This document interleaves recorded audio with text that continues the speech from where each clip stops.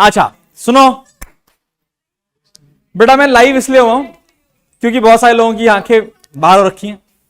Chapter का नाम है फ्लूइड्स, और अभी आपने एनएलएम पढ़ा नहीं, स्कूल में भी नहीं पढ़ा। पढ़ा है एनएलएम बिना न्यूटन लॉज ऑफ मोशन पढ़ाए? मैं तो पढ़ा रखा है, बेस्ट पार्ट ये है बिना एनएलएम पढ़ाए मैं कोशिश करूंगा आपको फ्लूइड पढ़ाने की। ये जो वीडियो है ये आपको जेई नहीं निकलवा सकती, यानी कि हमारे इसको पढ़ लिया फ्लूइड पूरी जेई वाली आ गई, उसके लिए आपको फिर और जेई और वीडियोस देखनी पड़ेंगी। लेकिन ये ध्यान रखना, इस वीडियो के आधार पे तुम स्कूल के नंबर आराम से ले आ पाओ। तो भाई साहब हम क्या करेंगे, हम जो जो आपके स्कूल में कराया गया, क्योंकि आपका एग्जाम है 30 तारीख को या 31 तारीख को, 31 को, जब भी है यार, अराउंड हफ्ता भर बाद है। आई डोंट नो कितने क्वेश्चंस कराए इन्होंने स्कूल में, लेकिन उनकी भी हम देख लेंगे, डिटेल्स निकाल लेंगे और वो क्वेश्चंस भी हम कर लेंगे।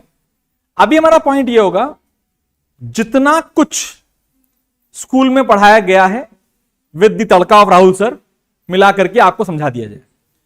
प्लीज नोट, ये लाइव होने का कारण ऑफलाइन वाले बच्चों ये समझ लो कि मैं इस पर्टिकुलर चैप्टर में जो अभी पढ़ा दूंगा मैं उसको वहां नहीं पढ़ाऊंगा, because any how class 11th का सिलेबस बहुत ज्यादा होता है। इसीलिए लोगों ने बुक 1 वीडियो से पढ़ाना चालू कर दिया और बुक 2 क्लास में पढ़ाना चालू कर दिया है। ठीक है, हो सकता है ऐसा, लेकिन ध्यान दो बेटा, इससे ना एसेंस ऑफ फिजिक्स पे दिक्कत आती है। तुम लोगों ने स्ट्रेस चेन वाला भी चैप्टर पढ़ा है ना, लेकिन बेटा उसमें भी मैंने प्रश्न आपको नहीं करा पाया अभी तक, बिकॉज तुम्हें टेंशन की जानकारी नहीं थी। जब टेंशन की जानकारी आ जाएगी तो हम उसके प्रश्न कर लेंगे जो आपके स्कूल में कराए गए। लेकिन अभी हम बात करते हैं फ्लूइड्स की। एक ब्यूटीफुल चैप्टर है ये fluids. I am why this chapter is very close to me, क्योंकि मेरा तो एमटेक इस चैप्टर में भाई साहब 2 साल मैंने केवल यही पढ़ा है, और इस पर जो कुछ पढ़ाया जाएगा वो क्लास में डिमॉन्स्ट्रेट किया जा सकता है, बट समय की कमी की वजह से शायद मैं हर चीज डिमॉन्स्ट्रेट ना कर पाऊं, क्योंकि पहला काम यह है कि आपके स्कूल में जितना आने वाला है भाई साहब वो सब कुछ करा दिया जाए। तो कृपया करके अगर आपके दोस्त वगैरह कुछ जो बेचारे दुखी आत्माएं हैं उनको आप ये शेयर कर दीजिए कि वो ज्वाइन कर लें, और 1.25 घंटे या 1.5 घंटे में हम फ्लूइड्स का मेजर पार्ट खत्म कर देंगे। At the end of the class कुछ फायदेमंद चीजें भी होंगी, बीच में भी हो सकती हैं। लास्ट के अंत में बोलूंगा तो साले कुछ बच्चे लास्ट में आ जाएंगे, ऐसा नहीं। तो हम क्या करेंगे, हर पॉइंट को डिटेल में समझेंगे। If you see the syllabus of fluids, again what is a fluid? Fluid is something which flows. ये बकवास डेफिनेशन है यार, 10वीं क्लास की definition. What exactly is fluid वो नेक्स्ट स्लाइड में आएगा और वो एग्जाम में पूछा जाएगा। How do you define a fluid, ये भी पूछा जाएगा आपसे। बट अगर आप ध्यान दें तो ये पूरा जो चैप्टर है वो है 2 पार्ट्स में डिवाइडेड। ऐसा लगता है कि पहला पार्ट बड़ा है क्योंकि लिखा बहुत ज्यादा है उसके अंदर, बट प्लीज नोट पहला पार्ट बहुत ही सिंपल है जो आपके स्कूल में पढ़ाया जा चुका है, जो कि आपके एग्जाम में आने वाला है। उस पार्ट का नाम है hydrostatic. Hydro means fluid, specially liquid. Material के 3 स्टेट्स होते हैं, solid, liquid and gas. Solids के लिए आपने मैकेनिकल प्रॉपर्टीज ऑफ सॉलिड पढ़ा हुआ है, फ्लूइड्स के लिए आप ये चैप्टर पढ़ रहे हो। गैसेस के लिए एक अलग चैप्टर है जिसका नाम है काइनेटिक थ्योरी ऑफ गैसेस। ठीक है भाई साहब, तो हम जब फ्लूइड्स की बात करते हैं तो फ्लूइड अगर रेस्ट पे है तो कहलाता है हाइड्रोस्टैटिक। तो हमने अच्छा पानी की बोतल ले लो भाई साहब, पानी इसके अंदर दिखाई दे रहा है शायद आप, क्या ये पानी इस समय रेस्ट पे है? हाँ या ना, अभी रेस्ट पे है? Yes, it is at rest. हमने कहा है रेस्ट तो नहीं है। When we study hydrostatic, उसका एक लाइन आती है, हम हाइड्रोस्टैटिक तब पढ़ते हैं जब fluid is at rest with respect to the container. With respect to the container, कुछ भी कर लो, क्या वो कंटेनर के रिस्पेक्ट में रेस्ट पे है कि नहीं है। लेकिन अगर वो फ्लोइंग फ्लूइड होगा, मतलब पानी खोल दूं ऐसे फेंक दूं, तो वो फ्लूइड हाइड्रोडायनेमिक्स का शेप ले लेगा। हाइड्रोडायनेमिक्स एक ब्यूटीफुल जबरदस्त कॉन्सेप्ट है और उस पर मजेदार कॉन्सेप्ट आप पढ़ोगे, मजेदार एक्सपेरिमेंट भी आप देखोगे। कोई रॉकेट साइंस नहीं है वो भी। इवन हाइड्रोस्टैटिक्स एकदम मजेदार कॉन्सेप्ट है। हाइड्रोस्टैटिक्स में कुल मिला के 3 ही कॉन्सेप्ट है माय डियर। पहला कॉन्सेप्ट है प्रेशर के बारे में, what is pressure. But before talking about pressure will talk about what is fluid. फिर हम पढ़ेंगे प्रेशर क्या है, फिर हम पढ़ेंगे व्हाट इज एटमॉस्फेरिक प्रेशर, फिर हम पढ़ेंगे एटमॉस्फेरिक प्रेशर की वैल्यू क्या होती है, 10 की पावर 4 किलोमीटर होती है या 10 की पावर 1 मीटर होती है, हम उसके बारे में बात करेंगे। हम फिर बात करेंगे सरफेस एनर्जी, सरफेस टेंशन, लेकिन उसके बीच में आएगा बॉयंसी, आर्किमिडीज प्रिंसिपल, ये सब चीजें आएंगी। सब कुछ बहुत सिंपल है, सब कुछ बहुत इंटरेस्टिंग है, जो आप अपने घरों में स्पेशली जब आप नहा रहे हैं तो आप ये सारे एक्सपेरिमेंट कर सकते हैं। बाल्टी चाहिए, पानी चाहिए, एक मग चाहिए और सारे एक्सपेरिमेंट हो जाएंगे भाई साहब। ठीक है, आओ देखते हैं कैसे करना है। पहला slide is about definition of fluids. How do you define fluids? बेटा बहुत सिंपल डेफिनेशन याद रखना। अगर एक सॉलिड है, अगर मैं उस पर टेंजेंशियल फोर्स लगाता हूं तो कौन सी फोर्स है? शियर फोर्स, याद है ना? बट शियर फोर्स में ये डिफॉर्म होता है लेकिन रुक जाता है। ऑब्वियसली अगर मैं शियर फोर्स लगा रहा हूं किसी बॉडी के ऊपर तो क्या वो डिफॉर्म होगी, लगातार होगी, या थोड़ी देर बाद रुक जाएगी? अगर मैं ऐसे फोर्स लगाता हूं तो देखो थोड़ा सा डिफॉर्म होगा, रुक जाएगा। फ्लूइड्स की डेफिनेशन क्लासिकल ये है, फ्लूइड्स वो मटेरियल हैं जो शियर फोर्स झेल नहीं सकते। एक बार आपने इतू सी शियर फोर्स लगा दी, इतू सी, तो it will keep on deforming, keep on deforming. तो अगर आपसे बोला जाए what exactly how do you define fluids? Fluid is substance that deforms continuously under the application of a tangential force. Please note, यहां पर एक छोटा सा ग्लिच है। ग्लिच क्या है? फ्लूइड की भी दो कैटेगरी है, एक है विस्कस फ्लूइड, और एक है नॉन विस्कस। ये वही कहानी है एनएलएम में, फ्रिक्शन और नो फ्रिक्शन। तो जब हम पहली क्लास जो हम पढ़ रहे हैं फ्लूइड्स की, हाइड्रोस्टैटिक्स स्पेशली, जहां मोशन हो ही नहीं रहा है, वहां हम केवल और केवल नॉन विस्कस फ्लूइड्स के बारे में बात करते हैं। मतलब दो लेयर्स आपस में कोई फोर्स नहीं लगाती। तो आइडियली अगर आप एक पानी का ग्लास लें और उसे पानी को नीचे फेंक दें तो कुछ दूर जाएगा, फ्लो करेगा, फिर रुक जाएगा, क्योंकि पानी में भी थोड़ा विस्कोसिटी है, थोड़ी विस्कोसिटी। आप खुद फील कीजिए, अगर मैं उसी जगह पे हनी ले लूं, हनी या ग्लिसरीन ले लूं और फिर से उसको ढकेल दूं भाई साहब, तो क्या वो उतना ही दूर फ्लो करेगा या कम फ्लो करेगा? Because honey is more viscous than water. But अगर हम कोई ऐसा फ्लूइड ला पाते जिसकी विस्कोसिटी शून्य होती, तो अगर आप उसे फ्लो कराते तो वो फ्लो ही करता रहता, वो कभी रुकता नहीं। Similar to the concept of friction, ना होने पर लॉ ऑफ इनर्शिया फॉलो होता है कि नहीं होता है? Same law is followed for fluids also. Yes, viscous का मतलब क्या है? फ्लूइड विस्कस इज विस्कोसिटी से डिराइव होता है। What do you mean bye viscous? The force of interaction between the molecules of a fluid is called viscosity, और उस force का नाम है विस्कस फोर्स, और फ्लूइड का नाम है विस्कस फ्लूइड। सिंपल बात है, अगर दो लिक्विड के बीच में फ्रिक्शन होगा तो विस्कस है, फ्रिक्शन नहीं होगा तो विस्कस नहीं है। हम जिन फ्लूइड्स की बात करेंगे आज की डेट में, that are called ideal fluids and they do not have any viscosity. तो अगर आपने ऊपर वाले पर फोर्स लगाया तो भाग लेगा, टाटा बाय बाय, मैं चला, क्योंकि मेरे पे लगाई आपने tangential force, and fluids cannot beer any tangential force. याद हो गया? एग्जाम में पूछेंगे definition, please right this definition. आपके स्कूल में जो लिखाई गई है उससे को मॉडिफाई कर दिया मैंने, लेकिन ये डेफिनेशन एकदम सही। यस, परमानेंट डिफॉर्मेशन हो जाएगा। क्योंकि बड़ा डिफॉर्मेशन का मतलब क्या है? बुक को फोर्स लगाई तो बुक टेढ़ी रहती है, पानी में फोर्स लगाई तो निकल लेती है, बाय बाय। सही है भाई साहब? लेकिन वो पानी कैसा होना चाहिए? Non viscous. कैसा होना चाहिए? Non viscous. आइडियल फ्लूइड्स के बारे में बात करेंगे। आइडियल फ्लूइड्स दो चीजें होती हैं। क्या क्या चीजें sir? They are incompressible, you can not compress them, and they are non viscous. कौन सी दो चीजें होती हैं? Incompressible and non viscous. याद रह पाएगा? ये पूरी जो पढ़ाई हम आज करेंगे वो केवल और केवल इनकम्प्रेसिबल होना चाहिए। क्या होना चाहिए? Incompressible and non viscous. याद रह पाएगा? आगे बात करते हैं।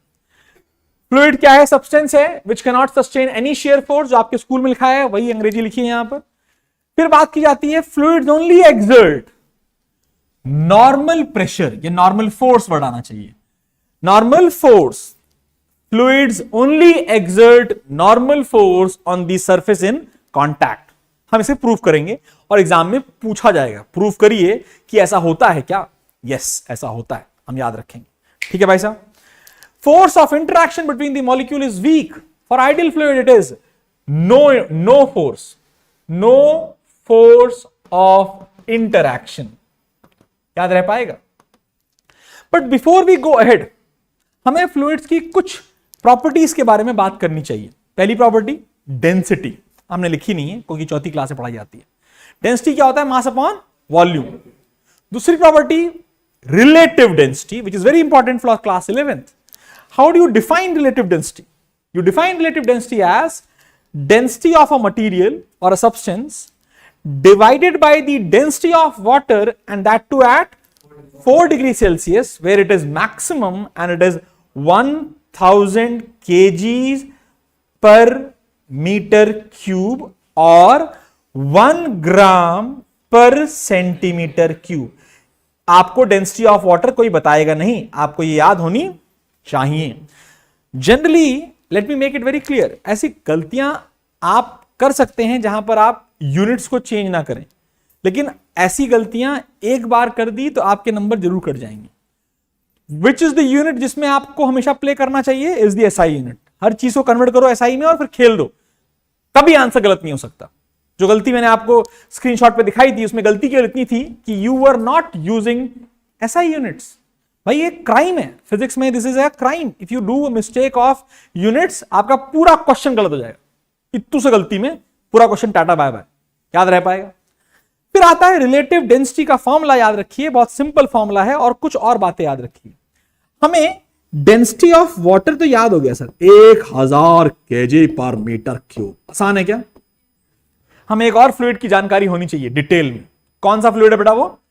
Density of mercury, and it is 13600 kg per meter cube. What is the relative density of mercury? इसको डिवाइड करो 1000 से, कितना आ गया बच्चे? 13.6। और यूनिट क्या है मेरे बच्चे?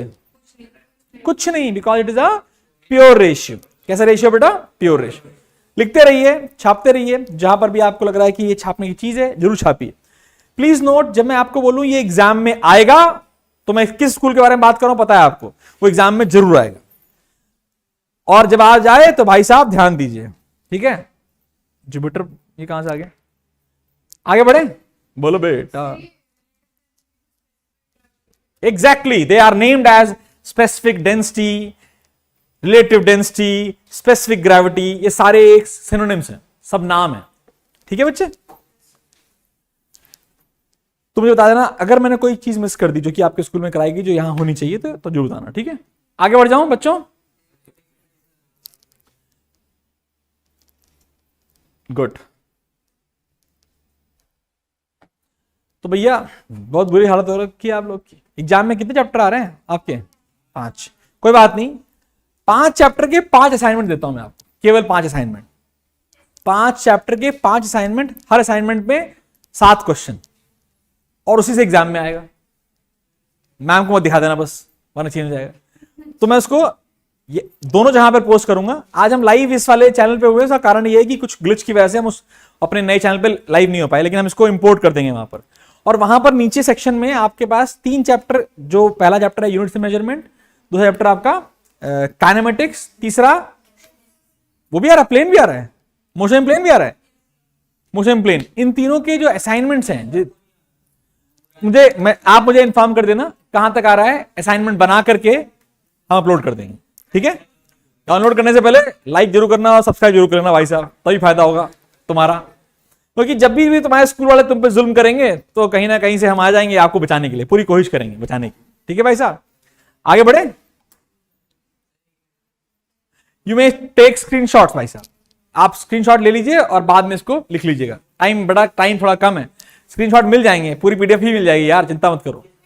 आओ now let's discuss about some beautiful questions. पहला क्वेश्चन करा रहा हूं, एक क्वेश्चन कराऊंगा, एक क्वेश्चन होमवर्क दूंगा, बिकॉज क्वेश्चन तो आपके स्कूल में कराए ना गए हैं, लेकिन फिर भी हमें आने चाहिए यार, वरना फिर कॉन्सेप्ट कैसे। क्वेश्चन आपके सामने है, सपोज 2 लिक्विड्स, एक की डेंसिटी ρ1, एक की डेंसिटी ρ2, ठीक है बच्चे, आर और इनके मासेस m1 और m2 है और इन्हें हमने मिक्स कर दिया। क्या लगता है जो मिक्सचर है उसकी डेंसिटी कितनी होगी और कैसे निकालोगे? बहुत सिंपल कॉन्सेप्ट लगाओगे। डेंसिटी का फॉर्मूला होता है मास अपॉन वॉल्यूम, और अगर हम बात कर रहे हो मिक्सचर की डेंसिटी का तो फॉर्मूला होता है, डेंसिटी ऑफ मिक्सचर का फॉर्मूला हो जाएगा total mass upon total volume. खत्म। आओ देखते हैं। जो पहला बंदा है बोल रहा है भाई साहब मेरा मास m1 है। मैं ठीक है बेटा, तो ρ1 is equal to m1 upon v1 चलेगा। तो वॉल्यूम 1 v1 कितना आ गया? m1 by ρ1। Similarly volume v2 कितना आ गया बच्चे? m2 by ρ2। बोलो बेटा ρ1 σॉरी, ये ρ1 और वो ρ2। कोई दिक्कत तो नहीं है आता? हमने कहा भाई लगाओ formula. What is the mass? m1 plus m2 is total mass upon total volume. m1 by ρ1 plus m2 by ρ2। थोड़ा सॉल्व कर सकते हैं, इसको सिंप्लीफाई कर देते हैं। यह आ जाएगा ρ1 ρ2 into m1 plus m2 upon m1 ρ2 plus m2 ρ1। अगर मास सेम हो, डेंसिटी अलग है। इफ जो स्कूल में पूछेंगे अगर मास सेम है, अगर मास सेम है, if m1 equals to m2, तो आंसर कितना आ जाएगा? लेट से m1 m2 को हम m बोल देते हैं। बताओ कितना आएगा answer? Density of mixture in this case will be मेरे बच्चे 2 ρ1 ρ2 अपॉन ρ1 प्लस ρ2। याद आ रहा है कौन सा मीन है ये? Harmonic mean. ऐसे केसेस आपको पता होने चाहिए कि डेंसिटी भी हार्मोनिक मीन बन जाती है। आसान है क्या? आगे बढ़ जाऊं? हाँ पे इसको अच्छा क्वेश्चन है। स्कूल में दे will ask you m1 m2 नहीं, m और m मानेंगे अगर क्वेश्चन कराया है। अगर कोई क्वेश्चन नहीं कराया है, कितने नंबर पेपर है? केवल 30 नंबर में 5 चैप्टर आ रहे हैं। पूरी किताब ही दे देते हैं, मजा आ जाता। चैप्टर के नाम लिखिए 10 नंबर के लिए, है ना? क्या बताएं? आगे बढ़े बच्चों, फटाफट करना है लेकिन। अरे साइड हो गए मैडम। अच्छा हाँ, मुझे याद रखना है लिखने के बाद साइड होना जरूरी है। आदित्य बेटा पर्दा खींच दे, चला रिफ्लेक्शन आ रहा है। हाँ भाई आज चलो अच्छा हुआ दर्शिल के दीवाने नहीं आए और हरजिस के दीवाने भी नहीं आए। वाला वाला वाला रुद्राक्ष बेटा कोई क्वेरी हो तो जरूर लिख लीजिए। थोड़ा इधर, हाँ थोड़ा सा इधर बेटा, हल्का सा। अच्छा हो गया, इसमें लैग है। चलें आगे बढ़े। बोलो बेटा, बहुत डिफिकल्ट क्वेश्चन था बेटा। अक्के बार होगी ना? अबे क्या है इसमें? नेक्स्ट। अरे स्क्रीनशॉट ले लेना भाई, काहे खून पी रहे हो? समझ लो बस, पहले पूरा बुलेट पढ़ाना है और फिर तुम आगे आदि अंतर रोने लगी। अरे सर बहुत टाइम हो गया, पेट में दर्द हो गया, हमारे पेपर है कल। देखो रोने लगे पहले से ही है। Head boy, head girl, vice head girl. Okay, अगला क्वेश्चन है बहुत बकवास क्वेश्चन। ट्राई खुद करेंगे, ट्राई कीजिए और आंसर देने की कोशिश कीजिए।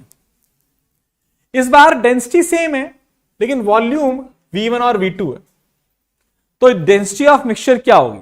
और फटाक से करना मेरे लिए। What will be the density of mixture?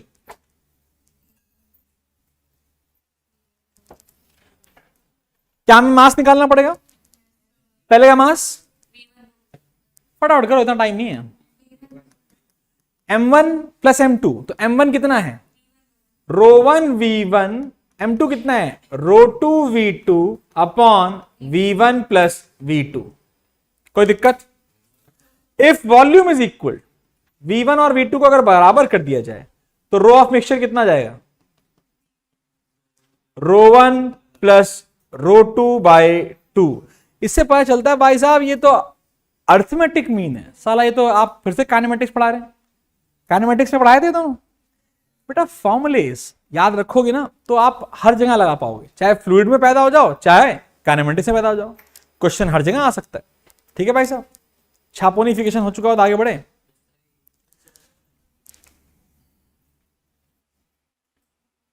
देखो बच्चे, होता क्या है ना, ऐसे प्रॉब्लम्स अगर वो प्रॉब्लम देंगे तो यही दे सकते हैं, उसके ऊपर तो उन्होंने शायद कराया नहीं है। अगर कोई क्वेश्चन कराए हैं तो हम जरूर उनको भी डिस्कस कर देंगे और सारे कर डालेंगे। Is increase from R to what, ये क्या चल रहा है? अभी तो मैंने वो पढ़ाया ही नहीं, सो बबल। अच्छा ये मुझसे नहीं पूछ रहा, बच्चों से पूछ रहा है, अभी नहीं बच्चे, आगे बढ़ते हैं। फिर आया प्रेशर के इफेक्ट के बारे में, बहुत जबरदस्त है और बहुत जोरदार चीज है। ध्यान दीजिए, जब डेंसिटी और प्रेशर की रिलेशन की बात की जाती है, कुछ बातें याद रखो। आप जानते हो अगर प्रेशर को बढ़ाया जाए किसी भी ऑब्जेक्ट पे तो वॉल्यूम क्या होता है मेरे बच्चे? घटता है। और जब वॉल्यूम घटता है तो डेंसिटी क्या होती है? बढ़ती है। एक नंबर का क्वेश्चन है, अगर आ गया तो आंसर कर लेना तुरंत। अगर प्रेशर बढ़ाओगे डेंसिटी घटेगी, प्रेशर घटाओगे डेंसिटी बढ़ेगी। कोई रॉकेट साइंस नहीं है इसमें। नेक्स्ट पॉइंट, आओ आगे बात करते हैं। क्या कर रही है? लिखने दो। हैं कौन है? लिखने दो। तेरे स्कूल में भी आ रहा है? अच्छा लिख ले। I will share the slide. मैं कह दे रहा हूं थोड़ा समझते रहो, बस लिखने का समय तो लिखते रहो, अच्छी बात, मैं नहीं कह रहा हूं प्रॉब्लम्स करो, लेकिन जो पॉइंट फालतू अंग्रेजी है वो अंग्रेजी आप बाद में लिख लेना, हम जल्दी कर पाएंगे, है कि नहीं? तुम बताओ, वरना अगर लिखना आता हो तो मुझे क्या दिक्कत है, लाइव हो जाएंगे 4 घंटे के लिए, मरते रहो। आओ, इंपॉर्टेंट, एग्जाम में आएगा, लिखा है मैंने? नहीं लिखा है, अच्छा लिख देता हूं। एग्जाम में आएगा कि बताओ fluid at rest, fluid at rest can only exert normal force, ये प्रूव करने को आएगा। तो कैसे करना है? बहुत सिंपल तरीके से करना है। हमने कहा हम यूज करेंगे मेथड ऑफ कॉन्ट्राडिक्शन। क्या यूज करेंगे? कैसे? हमने एक कंटेनर लिया, कंटेनर में हमने क्या क्या भर दिया? लेट से हमने कंटेनर में भर दिया पानी। ये लो भाई साहब, बहुत सारा पानी, लिक्विड है कंटेनर में, अच्छी बात है, खुशी की बात है भाई साहब। फिर क्या हुआ? ध्यान दीजिए, हमने कोई एक पॉइंट, छोटा सा पॉइंट नीचे लिया, ये यहां पर, और इस पॉइंट से पूछा भाई पॉइंट रेस्ट में हो कि मोशन में हो? सर हाइड्रोस्टैटिक पढ़ रहे, तो ये क्या होगा? रेस्ट। रेस्ट पे, ठीक है, ओके सर, मान गए। हमने कहा नहीं नहीं, तुम पर एक फोर्स लग रही है। कौन सी? सर एंगल फोर्स लगाओगे आप, चलो मान लेते हैं। तुम पर एक फोर्स इस डायरेक्शन में लग रही है, लेट से, जो पूरा ब्रह्मांड है लिक्विड का, तुम पर एक फोर्स तो लगा रहा है, लेकिन नॉर्मल नहीं लगा रहा है। अज्यूम किया, let us assume that the force acting on point P, क्या अज्यूम किया? Let us assume that force acting at point P due to the pressure of the fluid, pressure of the surrounding fluid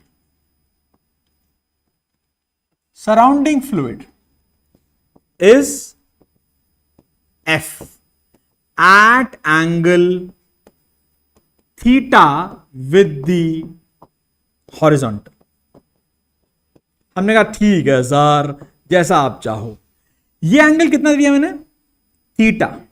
और आपने अभी तक तो यही पढ़ा है ना, जब भी कोई फोर्स आए रेक्टेंगुलर कंपोनेंट करना आता है, एग्जाम में आ रहा है, एग्जाम में आया रेक्टेंगुलर कंपोनेंट तो आता है, बनाओ फटाफट बनाओ भाई साहब।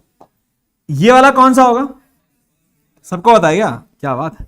ये होगा एफ कॉस थीटा। कैसे याद कराया गया आपको? Very good, F sine theta and F cos theta. बोलो बेटा, हमने कहा भाई दो फोर्स लग रही पार्टिकल पे, हमने पार्टिकल से फिर से पूछा, अबे पार्टिकल रेस्ट पे हो कि मोशन में? बोला मैं सर मैं तो रेस्ट पे हूं, हाइड्रोस्टैटिक चल रहा है, मैं तो रेस्ट पे हूं। हमने कहा भाई अगर तुम रेस्ट पे हो तो ये वाली फोर्स तुम्हें मूव कराना चाहती होगी, लेकिन तुम तो मूव कर नहीं सकते। As we are studying the component F cos theta must be zero to avoid any shear force। क्या वो shear force को डेवलप करेगी? That may result in motion of the fluid. जो फ्लूइड पॉइंट P पर है, क्या इस force की वजह से मूव करना चालू कर देगा? तो हाइड्रोस्टैटिक तो रहेगा नहीं, और ऐसा हो नहीं सकता। यानी कि F cos थीटा कितना होना चाहिए? 0। F cos थीटा 0 होने का मतलब है cos थीटा कितना होना चाहिए? 0। थीटा कितना होना चाहिए? 90। तो force will always be normal, हमेशा नॉर्मल फोर्स रहेगी। हमने सर क्या बात कर रहे हो, हमेशा रहेगी क्या? हमने कहा सर आपने हीरो बन के नीचे ले लिया इसको। तो हमने कहा सर कोई नहीं, आप एक काम करो, इसी को यहां पर ले लो, इस बार इसी पार्टिकल को यहां पे ले लो, और फिर से एक एंगल ले लो, इसी को फोर्स को फिर से F फोर्स ले लो, इसको फिर से थीटा ले लो, फिर से रिजॉल्व करना आता है। जब आप रिजॉल्व करोगे तो एक फोर्स आएगी F साइन थीटा और एक आएगी F cos थीटा। ये फोर्स 0 होनी चाहिए, because any tangential force in a fluid will result into a shear force, result into a motion. Rest पे है, मोशन नहीं हो सकता, यानी इसको फिर से क्या होना पड़ेगा? 0। तो मेरे बच्चे, लिक्विड की खास बात क्या है फ्लूइड की?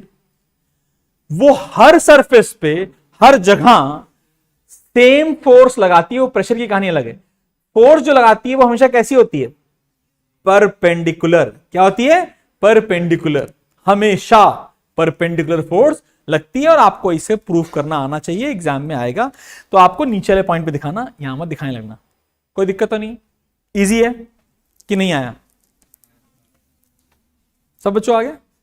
शैल we go to next derivation, और अभी लिखना चाहते हैं इसको? छाप लीजिए, एग्जाम में आएगा ये।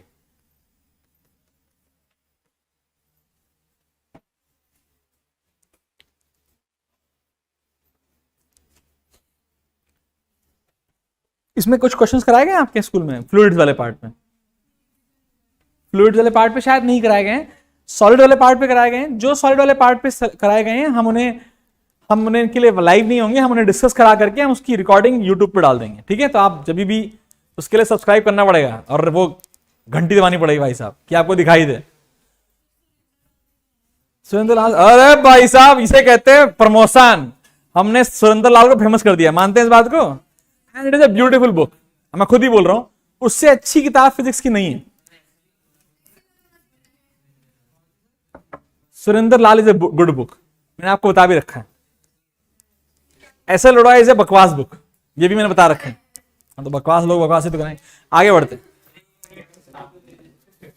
छापते रहो, छापते रहो, और जागते भी रहो।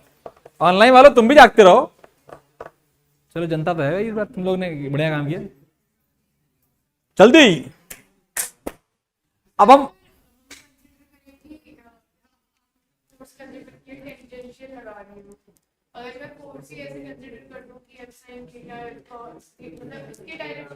बेटा एक काम बता मुझे, खुद एक बात बता, जब तुझे वेक्टर आता है तो तू दो फोर्स क्यों लगाएगी?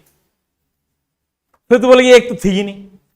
फिर it will not B a good तरीका। शी सेइंग कि सर हम एफ एंगल पे नहीं लेंगे, हम एक एफ साइन लेंगे, एक एफ कॉस लेंगे, फिर बोलेंगे एफ कॉस 0 होनी चाहिए। फिर लेते ही क्यों?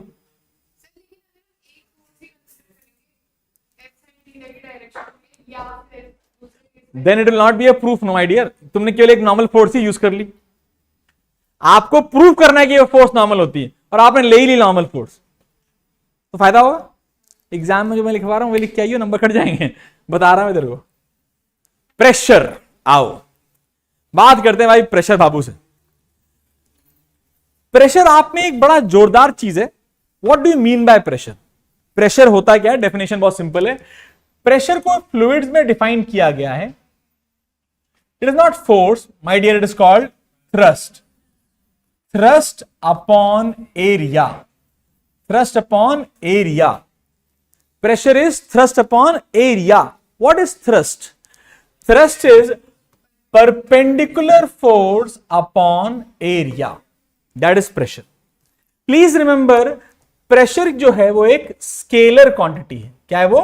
Scalar quantity है, because it has direction, but it is predefined. लेकिन don't write that in exam. Why is pressure scalar? Because it has magnitude, it has direction, but it does not follow the law of vector addition. याद रह पाएगा? अरे वाह sir क्या बात है। तो स्केलर की बात की गई, स्केलर है और इसकी यूनिट क्या है? इसकी बहुत सारी यूनिट्स। तो यूनिट्स के बारे में बात करते हैं, यूनिट्स के बारे में बात करते हैं। तो पहली यूनिट बड़ी बड़ी फेमस यूनिट बोलती है, मेरा नाम है पाल। पहली यूनिट है न्यूटन पर मीटर स्क्वायर और नोन एज पास्कल। क्या बोलते हैं इसको? Pascal. It is important unit, काफी जोरदार इंपॉर्टेंट यूनिट है, क्योंकि यही मेरी SI यूनिट है। क्या है मेरे बच्चे? यही मेरी क्या है? SI unit. But then there are many other units also. Then is one more unit, बड़ी जोरदार यूनिट,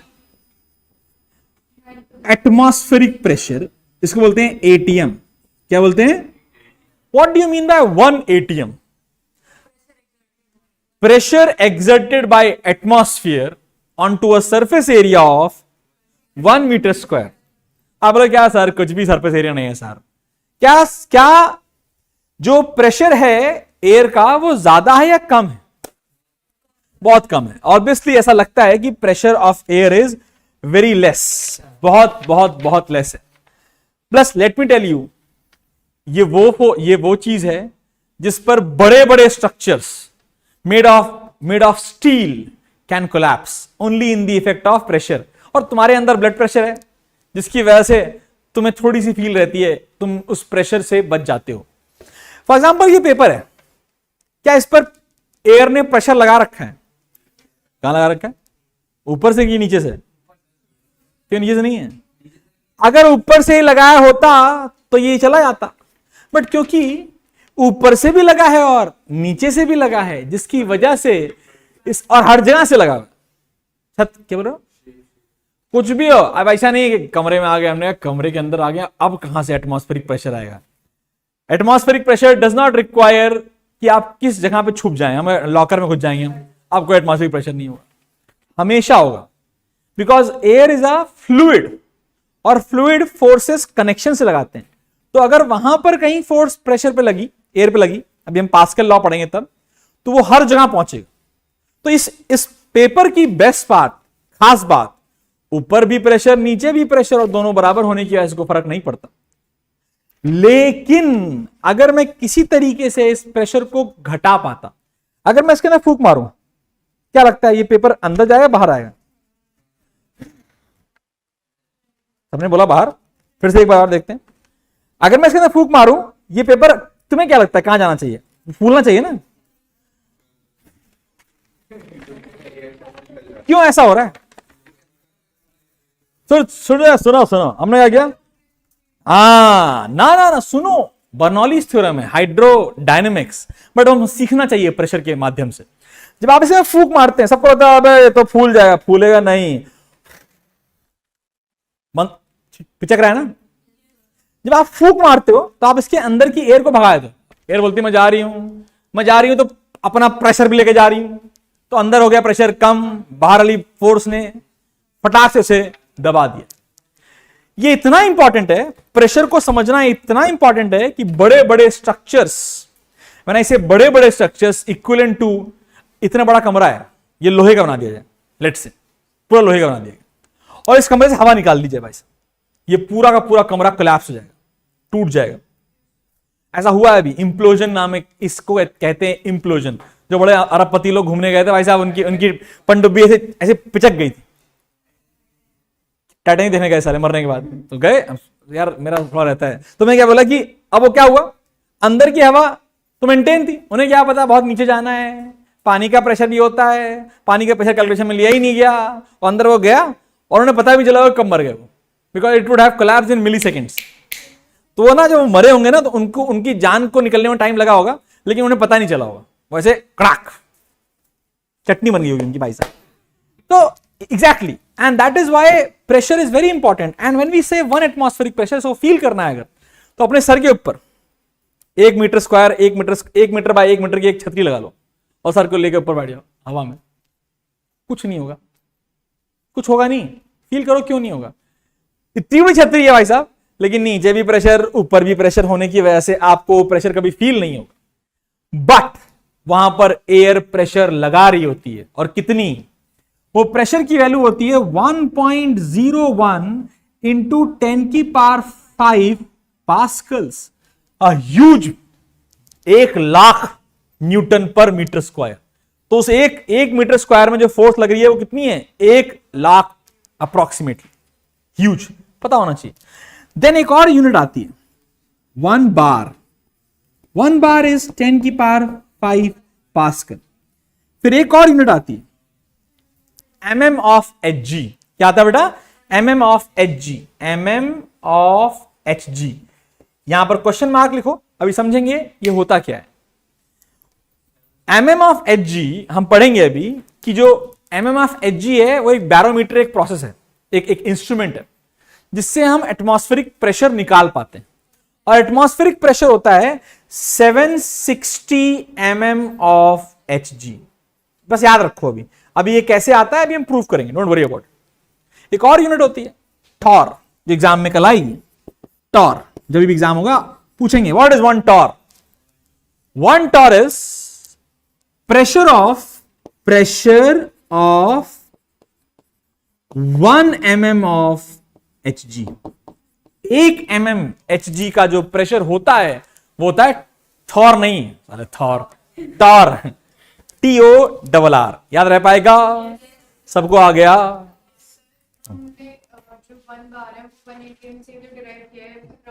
ना ना, एकदम गलत धारणा है ये। 1 atmospheric pressure is on Earth at sea level, ये वैल्यू मेजर्ड वैल्यू है as well as calculated value है। 1 bar is basically a shorthand notation, एक डिफरेंट यूनिट कि हमको जब बोलना होता है तो हम बोलते हैं 1 ATM इज इक्वल टू 1.01 बार। वो 1 कन्वर्जन है केवल, it is only A conversion, it is not derived from the atmospheric unit. और बेस्ट पार्ट समझना, हरिद्वार का प्रेशर और मसूरी का प्रेशर सेम नहीं होता, माउंट एवरेस्ट का प्रेशर एकदम सेम नहीं होता। क्योंकि प्रेशर हो क्यों रहा है, आ क्यों रहा है, जब ये समझ जाओगे ना तो आप समझ पाओगे कि जैसे जैसे आप ऊपर जाते हो प्रेशर कम होता रहता है, और जैसे ही आप एटमॉस्फेयर के बाहर चले गए प्रेशर जीरो हो जाता है, zero, perfectly zero. Do you know what is your pressure, blood pressure? Exactly इतना ही होता। ब्लड प्रेशर बोलते हैं ना 20 mmHg है, 120, 80 120 है, लो प्रेशर 80 है, हाई प्रेशर 120 है। तो कमेंट करके बताओ सब लोग कि ये 120, जब आप बोलते हैं ना नॉर्मल बीपी कितना है भाई, 80 120 बोलते हैं, कभी सुना है ना, ये होता क्या है? हाँ भाई वाले ठीक है, but what I am asking you, what is that pressure, how, what is the unit of that pressure? वो बायो है, यूनिट क्या है वो, 80 120 की यूनिट क्या है? हाँ, और एटमॉस्फेरिक प्रेशर कितना है? 760 mm of Hg। But how do you then also don't feel that?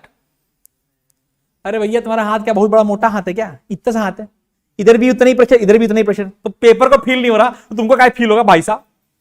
ऐसा लोग मुंह फाड़ देते हैं। एटमॉस्फेरिक प्रेशर और ब्लड प्रेशर बैलेंस हो जाते हैं। अभी कहां से बैलेंस हो जाएंगे? वो 760 है और अंदर 120 है, हाई प्रेशर, तो बैलेंस कहां से हो जाएंगे भाई साहब? You will never feel pressure because it is acting throughout your body and it is acting in pairs। यानी आपको फोर्स फील पेपर को हो रही थी क्या, तो तुम्हें क्यों होगी? नहीं हो सकती। ठीक है, आगे बात करते हैं। ये डेफिनेशन, ये यूनिट्स इंपॉर्टेंट एग्जाम में आएंगी। हाँ, माउंटेन में दिक्कत क्यों होती है उसकी कहानी थोड़ी सी अलग है, क्योंकि आपका प्रेशर वहां पर फटाफट प्रेशर घटना चालू हो जाता है। ठीक है, उसके बारे में बात करेंगे यार, अभी चिंता कर रहे हैं। यहां लिखना था यार वो सब चीजें, कोई ना ही, ठीक है लिख दिया। हाँ, तो इसके लिए अभी हम बताएंगे, हम जब भी प्रेशर की बात करते हैं तो हम मर्क्यूरी क्यों यूज करते हैं, बताता हूं अभी। Let me answer this query and it is a good query, कि जब भी हम प्रेशर की बात करते हैं साला मर्क्यूरी क्यों खेलते हैं? व्हाई नॉट पानी? हम भी घर में बनाए पानी, तो ये 10 किलोमीटर आ जाएगी हाइट। ठीक है, 10 मीटर।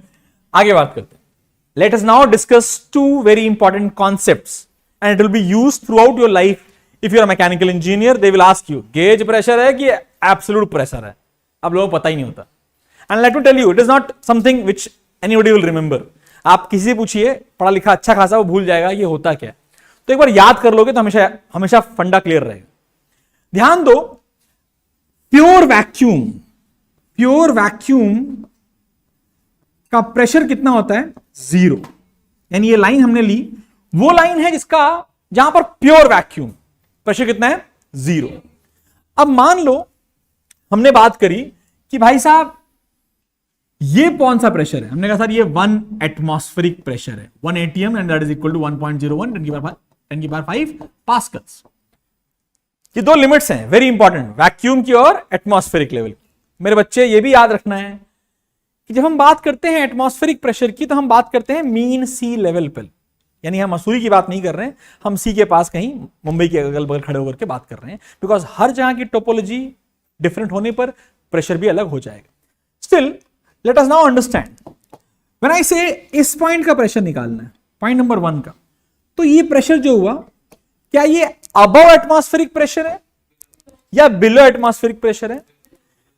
अगर कोई प्रेशर का रेफरेंस वैक्यूम हो तो उसे बोलते हैं गेज प्रेशर। क्या बोलते हैं? Excess pressure above atmospheric pressure पे क्या लिखा हुआ है? ये गलत लिखा हुआ है, ठीक है भाई साहब, इसकी अंग्रेजी गलत है, समझाता हूं मैं। अगर हमने बात किया एकदम रेफरेंस वैक्यूम ले लिया तो क्या है? वो गेज प्रेशर है। क्या भैया? वो गेज प्रेशर। और जब हम बोलते हैं एब्सोल्यूट प्रेशर, तो एब्सोल्यूट प्रेशर में एटमॉस्फेरिक प्रेशर ऐड हो जाएगा। क्या हो जाएगा? ऐड। एटमॉस्फेरिक, मैं गलत तो नहीं बोल रहा हूं, देखना देखना मैं गलत बोल सकता है, मैं तो गलत बोल सकता हूं। ये तूने लास्ट ईयर नोट्स बना लिए, हे भगवान। तो ठीक है, मैं ऐसा ही बोल रहा हूं। तो बेसिकली जब रेफरेंस 0 है तो गेज प्रेशर है, और अगर रेफरेंस में एटमॉस्फेरिक ऐड कर दिया तो वो हो गया absolute pressure at that point. कोई रॉकेट साइंस तो नहीं है। मैंने बोला, ध्यान सुनिए, 760 mmHg का मतलब है 1 एटमॉस्फेरिक प्रेशर। लेकिन अगर मैं कहीं बोलता हूं, कई बार मैंने बोला प्रेशर इज 120 पास्कल, मैंने बोला 20 पास्कल है प्रेशर। अब आप उससे पूछोगे 20 पास्कल क्या है, तो बोलोगे गेज है या एटमॉस्फेरिक है? गेज है या एब्सोल्यूट है? व्हेनेवर वी से किसी पॉइंट का प्रेशर 20 पास्कल है, यानी उसमें एटमॉस्फेयर ऐड होके आ रहा होगा, यानी जो तुम रिपोर्ट कर रहे हो वो क्या है? Absolute pressure. क्या है वो? Absolute pressure. फंडा क्लियर हो जाएगा, कोई दिक्कत तो नहीं है। आगे बढ़ते हैं, डेफिनेशन में ऐड कर सही करा दूंगा। अब आया, हाँ मैं समझाता हूं एक बार और। पास्क, पहले हम गेज और एटमॉस्फेयर को एक बार और समझते हैं, ठीक है? मुझे ना कंफर्म कर लेंगे, क्योंकि ना मुझे लग रहा है कि कुछ गड़बड़ हो गया तो साला मेरा भी 10 की पावर 5 किलोमीटर बन जाएगा। वैसे तो मैं सही हूं, मुझे पक्का पता है, लेकिन फिर भी एक बार चेक कर लेते हैं।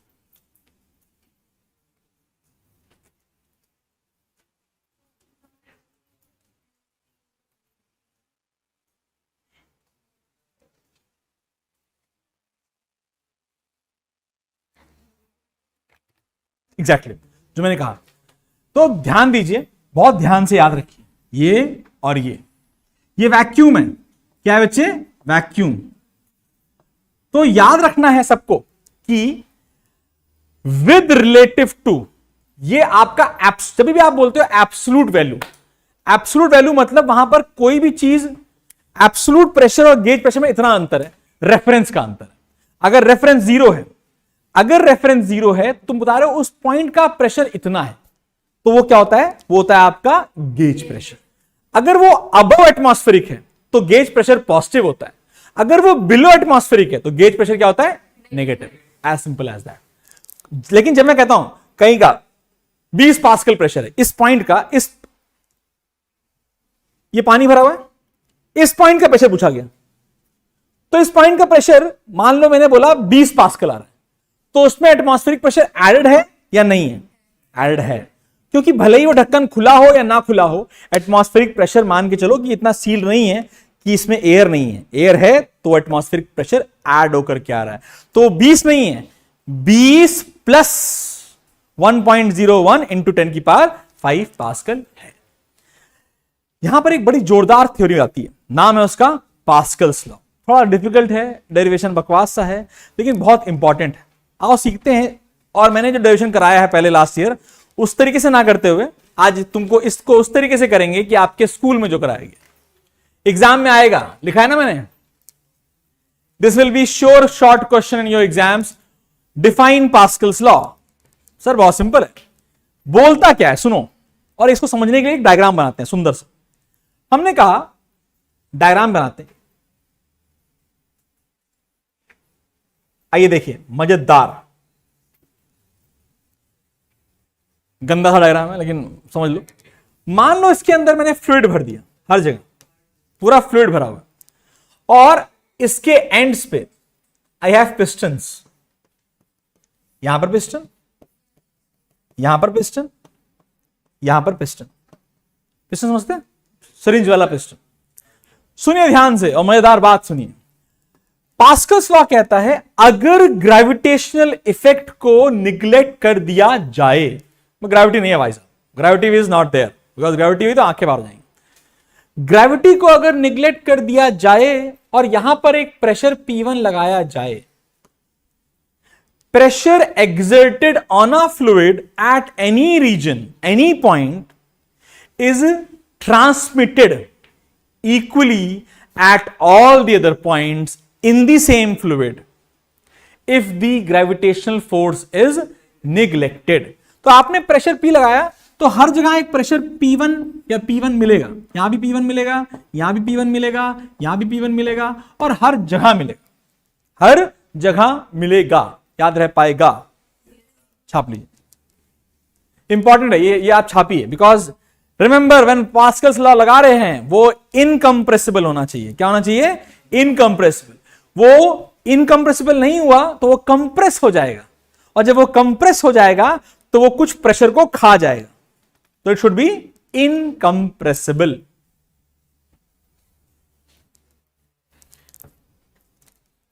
should be incompressible।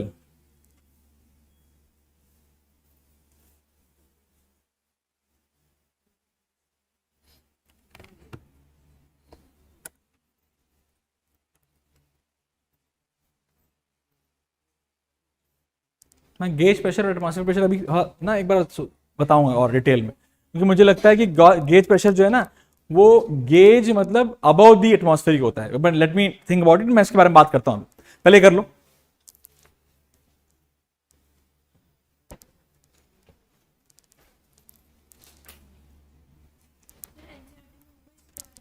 Sir, if we perform the activity with the water bottle, even then the results are same. Which result बेटा? थोड़ा elaborate करो, मैं समझ नहीं पाया बच्चे कि रिजल्ट किस बारे में बात कर रहे हो आप, वो पानी की ड्रॉप वाली की बात कर रहे हो?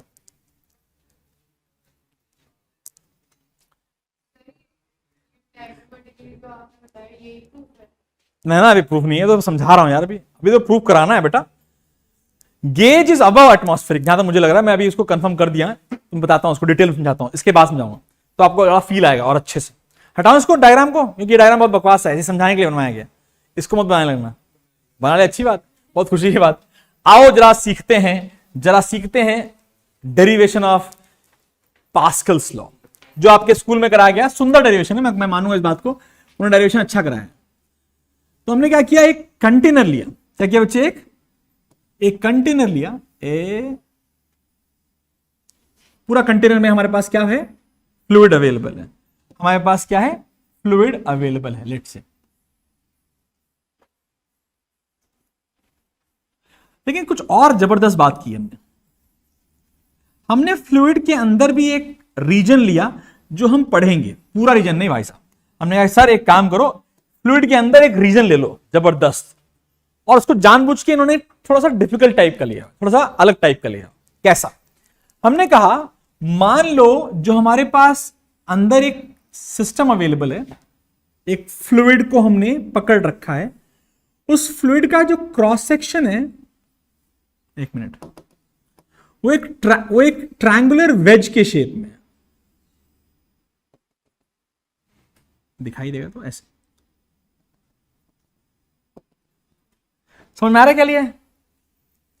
जो हमें न्यूटन लॉ में 100 बार ले चुके हैं इसको, लेकिन एक तरीके क्या है ये, वेज, इसे वेज कहते हैं या प्लैंक कहते हैं, लेकिन ये लिक्विड को एक कंटेन कर दिया है, यानी हम जो पढ़ाई करेंगे इस पर्टिकुलर पोर्शन पे करेंगे, हर जगह नहीं करेंगे। अगर हम इस पे प्रूव कर पाए तो हमने मान लिया कि हमने सब पे प्रूव कर लिया। हमने जानबूझ के इसका एंगल एक थीटा फिक्स करा हुआ, चलेगा, कोई दिक्कत तो नहीं। आओ जरा इसमें कुछ कहानियां करते हैं। पीछे एक सरफेस दिखाई दे रही है मेरे बच्चे को, सरफेस नंबर 1, चलेगा, कोई रॉकेट साइंस। एक और सरफेस तुम्हें नीचे की तरफ दिखाई दे रही है, सरफेस नंबर 2, बोलो यार। और हमें एक और सरफेस जो दिखाई दे रही है, मैंने को ना कलर चेंज कर लेना चाहिए था, लेकिन कोई बात नहीं। एक सरफेस मुझे ऊपर की तरफ दिखाई दे रही है। क्या दो और सरफेस है हमारे पास, एक बाहर और एक, but obviously they are parallel and therefore the forces will cancel out each other. उनके बारे में बात करने का कोई फायदा नहीं बनता। तो हमने 3 सरफेस लिया, एक इधर वाली, एक नीचे वाली और एक स्लैंट वाली। हमने कहा यहां पर 1 है, यहां 2 है और यहां पर 3। हमने यहां पर फोर्सेस के बारे में जानकारी ली। हमने कहा भाई फोर्स तो हम पढ़ चुके हैं कि फोर्स हमेशा नॉर्मल होती है, हाँ या ना। तो हमने कहा इस पर फोर्स क्या लग रही है सर, इस पर फोर्स लग रही है F1 और एरिया कितना है इसका, A1। इसका एरिया कितना है, A1। नीचे वाले का फोर्स कितनी लग रही है, F2 और एरिया कितना है, A2। सर ये क्या बकवास चल रही है, आप फोर्स तो ऐसे लगा रहे हो और एरिया इधर लगा रहे हो, क्या एरिया भी एक वेक्टर क्वांटिटी है? हाँ, अब याद रखेंगे नया concept, area is also a vector quantity. And please remember, बहुत इंपॉर्टेंट कि एरिया अगर वेक्टर है तो उसका एक मैग्नीट्यूड होगा और एक मैग्नीट्यूड आसान है, जो उसका एरिया होता है मैं मैथ्स में वही उसका मैग्नीट्यूड है। तो सर्कल हुआ रेडियस r तो पाई r स्क्वायर, स्क्वायर हुआ साइड a तो a स्क्वायर, रेक्टेंगल हुआ लेंथ इंटू ब्रेथ तो वो आ गया एरिया। लेकिन डायरेक्शन क्या होती है, it is always normal to the area. It could be outwards, it could be inwards, but if the body under consideration is a closed body तो वो हमेशा आउटवर्ड वाला लेते। ऐसे याद रह पाएगा, इतना याद करना पड़ेगा। हमने कहा फोर्स थर्ड वाली किधर लग रही, हमने कहा फोर्स थर्ड वाली ये लग रही है इस पर और इसका नाम है F3। कोई दिक्कत तो नहीं। अब हमें थोड़ा सा इसको कंपोनेंट खेलना पड़ेगा। तो कंपोनेंट कैसे खेलते हैं, कंपोनेंट खोलने के लिए हमने कुछ बातें ध्यान दी। कैसे सर, हमने एक हॉरिजॉन्टल लाइन बनाई, दिखाई दे रही है आपको। अरे सर F3 इधर है और A3 किधर है, A3 इधर होगा कि नहीं होगा। अच्छा, फोर्स और एरिया की थोड़ी बात की जाए। हमने कहा ये एंगल कितना होगा, बता दो जरा फटाफट। Theta, very good. अगर ये थीटा है तो मेरे बच्चे यहां पर एक फोर्स आएगी इस डायरेक्शन में, इस डायरेक्शन में एक फोर्स आएगी, क्या नाम कहलाएगी वो, F3 cos थीटा। और इधर एक आएगी F3 sin थीटा। बोलो बेटा, नहीं आया। अभी हमने कहा अरे भैया एरिया तो रह गया, एरिया भी तो वेक्टर है, उसकी भी तो डायरेक्शन हमें निकालनी पड़ेगी। तो एरिया ऐसे है, एरिया का एक कंपोनेंट इधर आ जाएगा। बोलो यार, ये एरिया इधर है बाहर की तरफ, तो ये जो कंपोनेंट होगा एरिया का, ये वाला कंपोनेंट वो आएगा क्या, A cos थीटा। और ये वाला कंपोनेंट क्या आएगा, A sin थीटा। सर ये समझने के लिए एक और छोटा डायग्राम बनाइए बगल में कि हमें समझ में आ जाए कि डायरेक्शन कैसी है। तो हमने कहा कोई टेंशन नहीं, ये हमारा एरिया है, हाँ या ना, ये हमारा एंगल थीटा है। बोलो यार, ये हमारा एरिया इधर की तरफ है, एरिया नॉर्मल इधर की तरफ है। अब इसके कंपोनेंट निकालने, क्या निकालने, कंपोनेंट। तो कंपोनेंट निकालने के लिए मेरे बच्चों क्या मुझे ये वाला एंगल भी चाहिए होगा, या निकाल लोगे बिना उसके भी? अरे बहुत तरीका है यार, देख, क्या ये एंगल थीटा होगा, सोच लो फिर बोलो, थीटा है कि 90 माइनस थीटा है? हाँ, इट इज 90 माइनस थीटा। क्यों सर, ये थीटा, ये थीटा, ये 90 माइनस थीटा। तो इसका कंपोनेंट निकालने हैं, सारे कंपोनेंट की खेल के देखने हैं आपको। तो जो एरिया के भी कंपोनेंट आने वाले हैं वो एक आने वाला है A sin थीटा और एक आने वाला है A cos थीटा। इतना मत बना के आ जाना, नहीं तो अंडे मिल जाएंगे स्कूल में कि ये सब कर दिया।